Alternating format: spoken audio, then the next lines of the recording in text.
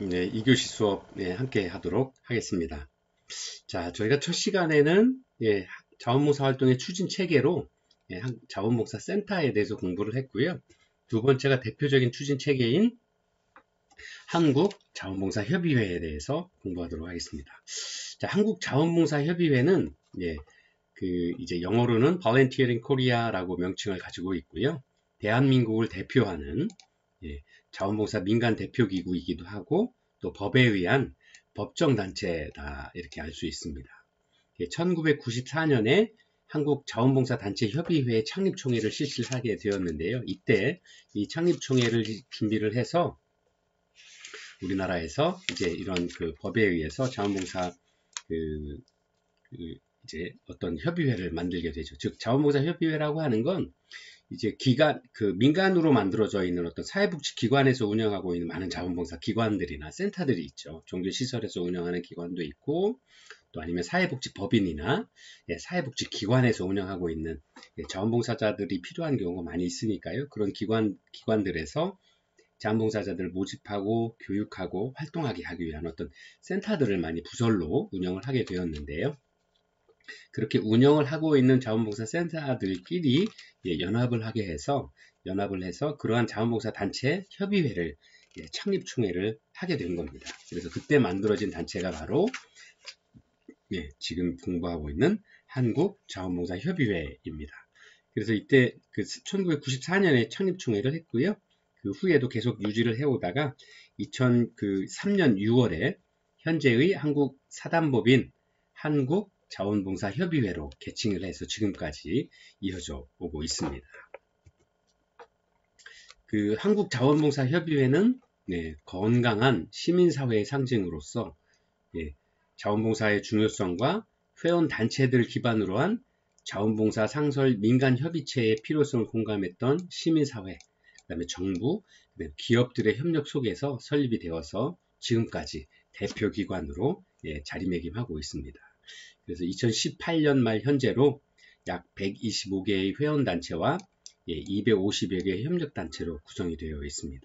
그래서 이 자원봉사 센터에서 하고 있는 많은 일 가운데에서 2005년에 한국의 자원봉사 활동 진흥을 위한 제1차 기본 계획을 수립하고 이게 5개년 계획으로 수립을 하도록 되어 있거든요. 그래서 5년이 지난 후에 2011년에 제2차 국가 기본 계획을 수립을 하고 2017년에 제3차 국가 기본 계획을 수립을 해서 현재 진행을 해오고 있습니다. 이제 올해가 2017년에서 해서 그 4년 차가 되는 거죠. 그러면 내년에 이제 또 국가 기본 계획을 수립 위한 뭐 사전 조사들, 그다음에 욕구 조사나 이런 부분들을 하고요. 그다음 미리미리 조절을 해서 이제 행안부 장관의 승인을 받아서 나중에 이제 2022년이 되면 또 어떤 국가 기본 계획 4차 기본 계획이 되겠죠. 2022년 말까지 하고 2023년에 이제 4차 국가 기본 계획을 수립을 하고 또 진행을 해 나가게 되겠죠. 그래서 이러한 많은 일들을 이러한 그 한국자원봉사협의회에서 일들을 해오고 있다라는 것들을 알 수 있습니다. 자, 이러한 한국자원봉사협의회의 설립 근거와 법적인 설립 근거와 구성을 좀 보면요. 설립 근거로는 자원봉사활동기본법 제17조에 이렇게 나와 있습니다. 즉 자원봉사 단체는 전국 단위의 자원봉사 활동을 진흥, 촉진하기 위한 활동을 위해서 한국자원봉사협의회를 설립할 수 있다라고 이렇게 법적 근거를 가지고 있습니다. 그래서 아까 한국자원봉사협의회가 민간 대표기구이자 그 다음에 법정단체다라고 말씀을 드렸던 건 이렇게 자원봉사활동 기본법 안에 이런 것들을 법적 근거를 가지고 있기 때문에 이렇게 말씀을 드릴 수 있는 겁니다. 그 다음에 이렇게 만들어져 있는 어떤 많은 기관들의 연합회를 행정안전부 장관이 인가를 받아서 그래서 사단법인으로 인가를 받게 된 거죠. 그래서 등기하고 함으로써 법인으로 사단법인으로 설립을 해서 지금 운영을 해오고 있습니다. 그래서 법인으로 회원들 한국자원봉사협의회가 이제 어떤 사단법인이니까 회원단체들이 가지고 있는 거죠. 그다음 아까도 잠깐 말씀드린 것처럼 약 150여 개의 단체와 그 다음에 뭐 250여 개의 협력기관들, 협력하는 어떤 기관들로 구성되어 있다라고 말씀을 드렸는데요. 이러한 자원봉사 활동을 위한 어떤 기본 법적 설립 근거와 구성해서 이제 각 그 회원으로 활동할 수 있는 어떤 기준들이 있습니다. 그래서 회원들은 아래와 같은 그 방법들로 되어 있는데요. 보게 되면 첫 번째 사단법인에 할 수 있는 회원 자격으로는 첫 번째 자원봉사를 주된 사업으로 하는 비영리 법인 또는 단체의 대표자라고 이렇게 이야기를 하고 있습니다. 그 다음에 두 번째는 그 밖에 자원봉사 활동의 진흥을 위하여 필요하다고 인정되어 협의회 이사회의 의결을 거친 자, 이런 자격 조건을 가지고 있기 때문에 예를 들어서 한국자원봉사협의회 회원으로 아니 회원 개인으로 아니 회원 단체로 등록이 되려고 그러면 이렇게 두 번 자격들을 갖춰야 되는 거죠. 자원봉사 활동을 주된 사업으로 하는 비영리 법인 기관으로 참여할 수 있고요. 또는 그 단체의 대표자 개인으로 참여할 수 있는 거고요. 또 세 번 아니면 협의회에서 이사회에서 우리가 필요하니까 이분들은 우리 회원으로 참여할 수 있도록 해드려야 되겠다라고 승인하는 자, 그 의결을 거쳐서 이사회의 의결을 거쳐서 회원 자격을 부여할 수 있는 어떤 그런 분들은 이제 자원봉사 협의회에 회원으로 참여할 수 있게 되고 이러한 분들을 통합하고 구성해서 한국자원봉사 협의회에 지속적인 운영을 해 나갈 수 있는 어떤 회원으로서의 자격을 부여하게 됩니다. 자, 이런 한국자원봉사협의회 사업 내용을 좀 보면요. 첫 번째, 여러분들 교재에도 잘 나와 있는데 한번 같이 볼까요? 여러분들 교재 247페이지에 설명이 되어 있습니다. 첫 번째, 회원단체 간의 협력 및 사업에 대한 지원. 그 다음에 두 번째가 자원봉사 활동의 진흥을 위한 대국민 홍보 및 국제교류 사업. 그 다음에 세 번째가 자원봉사 활동과 관련된 정책의 개발 및 조사 그리고 연구가 있다라는 거죠. 그 다음에 네 번째가 자원봉사 활동과 관련된 정책을 건의한다라는 부분들입니다.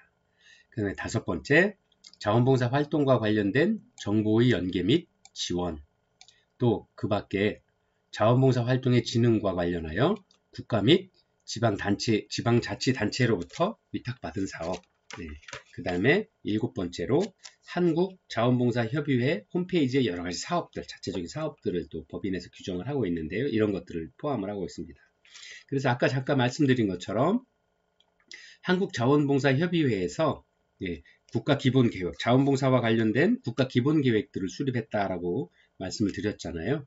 그것이 바로 여기 사업 내용 중에서 제 6항에 나와 있는 자원봉사 활동의 진흥과 관련하여 국가 및 지방자치단체로부터 위탁받은 사업을 해나왔다라는 거죠. 그 다음에 그것이 한국자원봉사협의회가 창립이 되고 2005년서부터 자원봉사 활동 진흥을 위한 1차 국가기본계획, 2차 국가기본계획, 또 3차 국가기본계획들을 수립을 하고 그 수립을 한 내용에 따라서 진행을 해오는 것들을 아무래도 많은 전국 단위의 기관들이 함께 연합회되어 있는 단체들이기 때문에 그런 내용들을 공유하고 그런 내용들에 대한 연구를 하고 또 그런 것들에 대한 현장에서의 실천들을 해나가고 있기 때문에 아주 가장 그러한 일들을 하는데 적정한 기관들, 협의회가 아닌가 이렇게 생각을 하고 지금까지 수행을 해오고 있다라고 이렇게 보여질 수 있습니다. 이런 것들을 법적인 근거를 가지고 이렇게 하여오고 있다라는 것들을 알 수 있습니다. 그리고 일곱 번째로 한국자원봉사협의 홈페이지의 사업이라고 되어 있는데요. 여러분들 교재 247페이지에 상세하게 설명이 되어 있는데요. 함께 같이 보도록 하겠습니다. 자, 한국자원봉사협의회 홈페이지 www.vkorea.or.kr에 소개되어 있는 주요 사업의 내용은 다음과 같다라고 이렇게 설명을 해오고 있습니다. 첫 번째, 자원봉사 참여율 증진과 자원봉사 인식 개선을 위한 캠페인 개최, 즉 건강 플러스 캠페인, 은둔 환자 의료비 지원 캠페인, 코레일 러브 포인트, 재능을 나눕시다, 사회 지도층의 나눔과 봉사 그런 이러한 다양한 캠페인과 행사들을 해오고 있다는 것들을 알 수 있고요. 두 번째는 정부와 지방자치단체, 그다음에 자원봉사 유관기관과 함께 자원봉사 진흥을 위한 전국 규모의 행사를 진행을 한다라는 분인데요. 전국 단위의 자원봉사자 대회, 또 전국 단위의 자원봉사 컨퍼런스, 또 전국 자원봉사 대축제라는 것들을 해오고 있습니다. 자, 이런 것들은 정부와 지자체와 함께하고 있는 많은 그 전국적인 행위들은 12월 5일이 자원봉사자의 날이죠. 그래서 이날 많은 공공기관에서의 행사들을 함께 해오고 있습니다. 그래서 그 중에서도 정부에서 직접 하기 어려운 부분들이 있으니까 자체적으로 할 수 있도록 한국자원봉사협의회에 자원봉사에 대한 어떤 그 개최를 하기 위한 어떤 보조금을 지급을 하고 그런 행사들을 주관을 해서 하고, 국가에서 아니면 지방자치단체의 장들이나 국가의 장들께서 그런 어떤 행사에 참여를 하셔서 함께 그런 그 중요한 일들을 함께 해오고 계시죠. 그 다음에 세 번째가 자원봉사의 지속적인 성장과 인프라 구축을 위해 교육 연구 사업들을 진행을 해오고 있다라는 겁니다. 볼런티어 리더십 아카데미 또는 자원봉사 R&D, 조사와 개발이죠. 조사 연구와 개발이죠. 이런 R&D 사업들도 바로 이러한 한국자원봉사협의회에서 하고 있는 주된 업무 중에 하나다라는 거죠. 그 다음에 마지막으로 네 번째가 세계 자원봉사 네트워크 구축 사업인 글로벌 협력 사업들을 해나가고 있다 하는 거죠. 그래서 국제 개발에 대한 협력, 또 국제 교류, 또 IAVE라고 설명을 하고 있는데요. 1970년에 설립된 세계 자원봉사 협의회를 뜻하고요. 세계 유일의 자원봉사 진흥을 목적으로 하고 있는 세계 민간 국제 기구의 여러 가지 활동들을 함께 하고 있습니다. 그래서 그런 그 세계 기구의 활동은 우리나라도 2013년서부터 한국자원봉사협의회가 주로 그런 활동들을 함께 해오고 있다라는 것들을 알 수 있습니다. 그래서 한국자원봉사협의회는 자원봉사 진흥을 위한 전문 사업을 수행을 하고 또 다양한 분야의 실천가, 전문가 등이 구체적인 활동들을 하게 됩니다. 그래서 따라서 한국자원봉사협의회가 자원봉사 사업 추진을 위한 적극적인 활동을 하기 위한 여러 가지 국가적인 그 다음에 지방자치단체에서의 지원과 영향력의 확대 등이 좀 많이 필요한 부분들이 아닌가, 이런 생각들을 하게 됩니다. 자, 이렇게 해서 한국자원봉사협의회 자원봉사 추진 체계로서 첫 번째 자원봉사센터, 그 다음에 두 번째가 한국자원봉사협의회, 자, 세 번째가 각양각색의 사회복지기관 및 시설들입니다. 사회복지기관은 우리가 지금 공부하고 있는 많은 주변에서 많이 볼 수 있는 사회복지기관들을 많이 볼 수 있죠. 그래서 이런 사회복지기관들에 대해서도 한번 같이 공부해 보도록 하겠습니다. 자, 첫 번째 사회복지기관은 이제 보통 설치를 하게 되는 그 배경들이 있죠.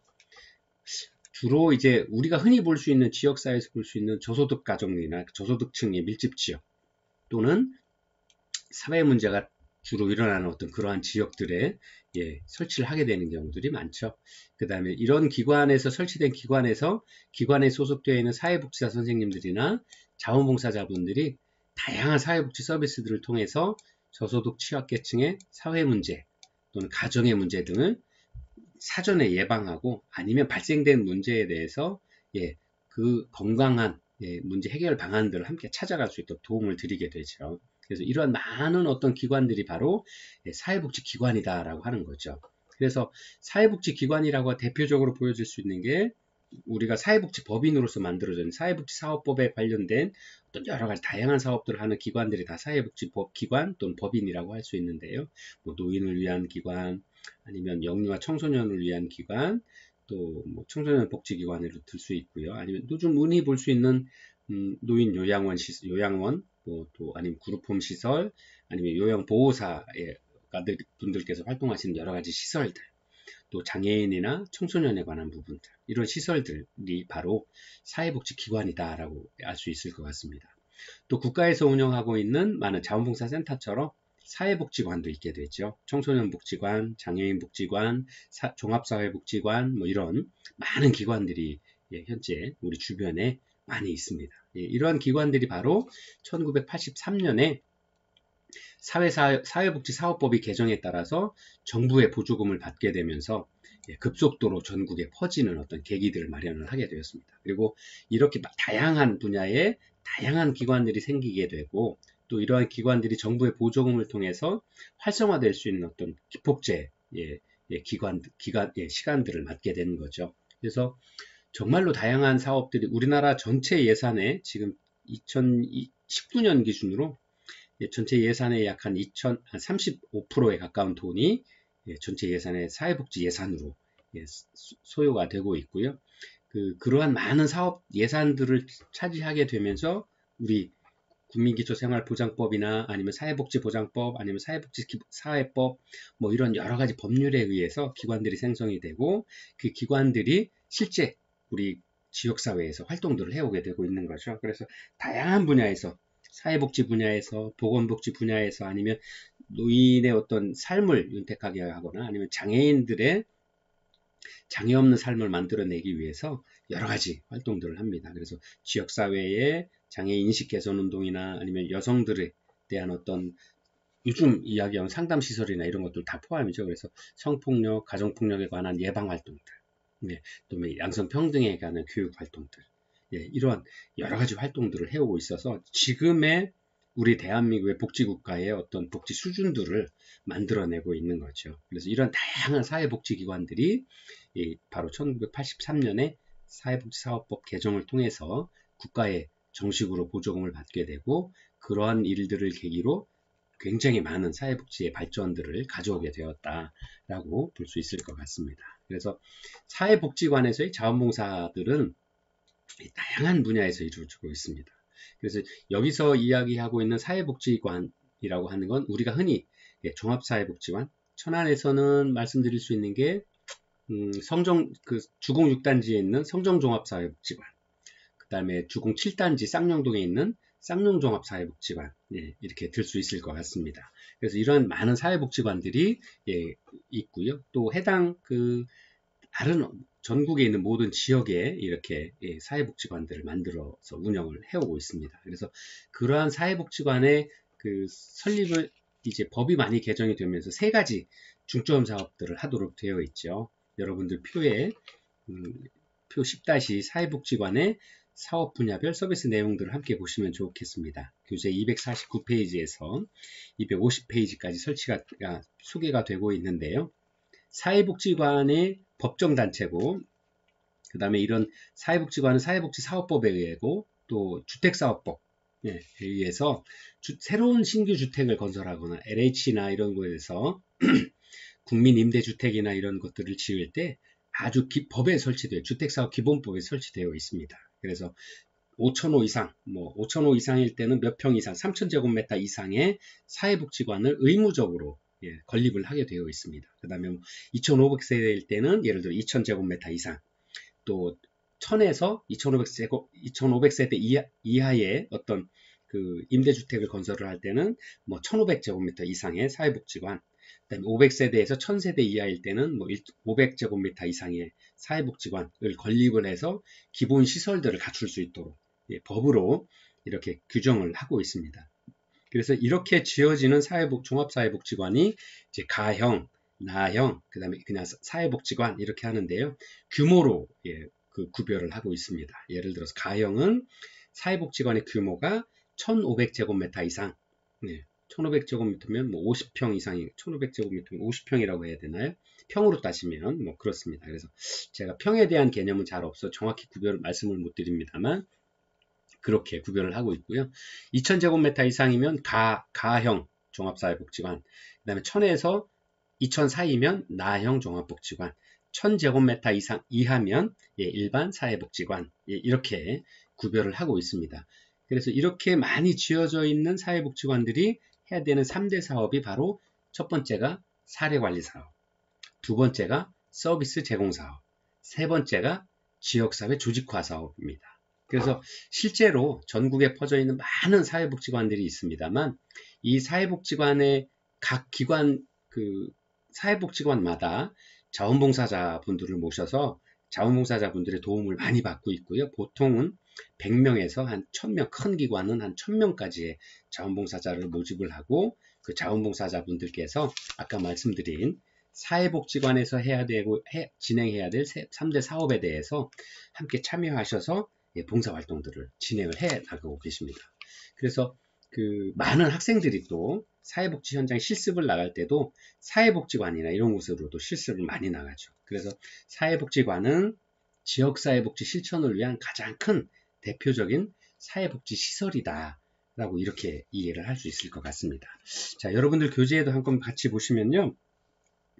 사례관리 기능에 있어서 사례 발굴 사업, 사례 개입에 관한 사업, 서비스 연계에 대한 사업, 또 두 번째 서비스 제공 기능에 있어서는 가족 기능의 강화 사업, 지역사회 보호 서비스, 그 다음에 교육, 문화 서비스, 그 다음에 자활 지원 등 여러 가지 활동에 대한 서비스 지원들을 하게 되는데, 이런 활동에도 많은 자원봉사자분들이 함께 참여하셔서 활동을 해 나가고 계시게 되는 거죠.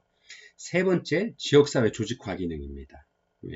복지 네트워크를 구축을 하고, 그 다음에 주민을 조직화하는 사업들. 그래서 아무래도 저소득층 밀집 지역이고 다양한 문제들이 생기고 있는 지역들이죠. 특히나 이제 작은 평수의 임대주택이기 때문에 요즘 가족 구성원들의 다양한 변화가 있었죠. 그래서 여러 가지 사회 문제로 인해서 조선 가족이 있다거나 한부모 가족이거나 아니면 아이들끼리만 지내게 되는 어떤 그런 가정들도 있을 수 있고요. 아니면 또 다문화 시설들이나 외국인 가정들, 이런 그 다음에 우리나라에서 이제 일제시대 때 강제 이주하셨던 사할린 동포들이 귀국하셨을 경우나 이런 경우에 민간주택을 줄 수 없으니까, 또 그분들이 경제적인 여력이 안 되시니까 국가에서 운영하고 있는 국민임대주택이나 이런 것들을 드리게 되는데, 그런 많은 구성원들이 함께 살게 되니까 여러 가지 지역사회 어려움들이 생길 수밖에 없는 거죠. 그래서 그런 문제들을 해결하기 위한 방법으로, 또 지역사회 구성원들의 욕구가 어떤지에 대한 어떤 방법으로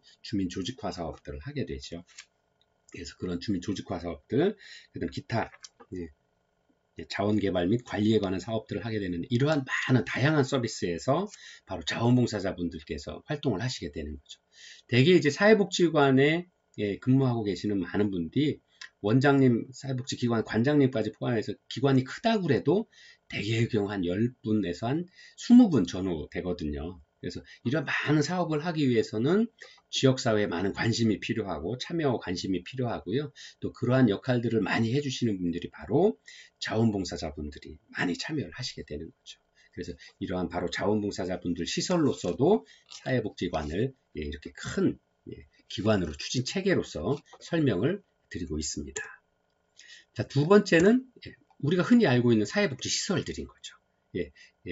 그래서 사회복지사업법에 의한 사회복지 사업을 수행할 목적으로 설치된 시설이 바로 사회복지 시설이다라고 소개를 드릴 수 있을 것 같습니다. 그래서 보통 생활시설, 이용시설, 중간시설 이렇게 구별을 하는데요. 보통 일반적으로 사회복지 시설이다라고 하면 생활시설들을 의미를 하고 있습니다. 이 사회복지 시설에 관해서는 여러분들도 지금 수업을 듣고 계시는 선생님들, 요양보호 선생님으로 근무하신다거나 아니면 또 다른 어떤 기관에서 근무를 하시는 경우들이 많이 계셔서 굳이 설명을 따로 안 드려도 쉽게 이해를 하실 수 있으리라 생각을 합니다. 좀 여러분들 교재에 표 10-3 사회복지시설의 분류 기준에 의한 종류를 좀 참고하시고, 또 10-4 사회복지시설의 서비스 내용들을 좀 참고를 하시면 쉽게 이해가 되실 수 있을 것 같습니다. 그래서 보통 시설의 설립 운영 주체가 어떻게 되느냐, 또 시설을 이용하는 방법, 유료로 하느냐, 무료로 하느냐, 아니면 또 이용에 대한 요금의 수납 여부에 관한 부분들, 또 사회복지시설에서 정하는 이 아동복지법에 의한 거냐, 청소년 지원법에 의한 청소년을 대상으로 하는 시설이냐, 노인을 대상으로 하는 시설이냐, 아니면 장애인이냐, 이런 여러 가지 방법에 따라서 어떤 그런 시설들도 구별을 하게 되는 거죠. 그 다음에 이용 서비스 기준으로 시설에서 주는 기능들이 어떠냐에 따라서 다양한 방법으로 시설들을 구별을 해 나가고 있습니다. 그리고 사회복지시설의 서비스의 종류에 있어서도 여러분들 그 교재에 10-4에 잘 설명이 되어 있는데요. 노인시설에서 서비스 내용, 말벗하기, 카운슬링 해드리기, 공연 및 영내 활동들, 이런 다양한 서비스들을 하고 있고요. 또 장애인 시설에서는 어떤 서비스들을 제공하는지, 그 다음에 아동 및 청소년 시설에서, 그 다음에 여성 시설에서, 그 다음에 기타 시설, 노숙자 급식 시설이나 실직자 상담, 취업할 때 뭐 이런 여러 가지 활동들을 하게 되는데 바로 이러한 다양한 활동에서 이러한 서비스 제공에서 자원봉사자분들께서 다양한 경험을 가지신 자원봉사자분들께서 참여를 하시게 되는 거죠. 대개 전문적인 영역들도 있을 수 있고요. 아니면 단순한 어떤 업무에 있어서의 도움까지도 바로 많은 자원봉사자분들이 계시기 때문에 이런 일들을 지역사회에서 해나갈 수가 있게 되는 거죠. 그래서 그런 의미에서 자원봉사 추진 체계로서 자원봉사센터, 그다음에 한국자원봉사협의회, 그다음에 바로 지금 말씀드리고 있는 사회복지관과 많은 다양한 사회복지 시설들이 이 자원봉사자들에게 활동의 장을 제공하고 이러한 다양한 활동의 장을 통해서 자원봉사들을 활성화할 수 있는 어떤 추진 체계로서의 자리매김과 역할들을 해내고 있다. 이렇게 설명을 드릴 수 있을 것 같습니다. 자, 이렇게 해서 2교시 수업을 모두 마치고요. 잠시 후에 3교시 수업 다시 진행하도록 하겠습니다.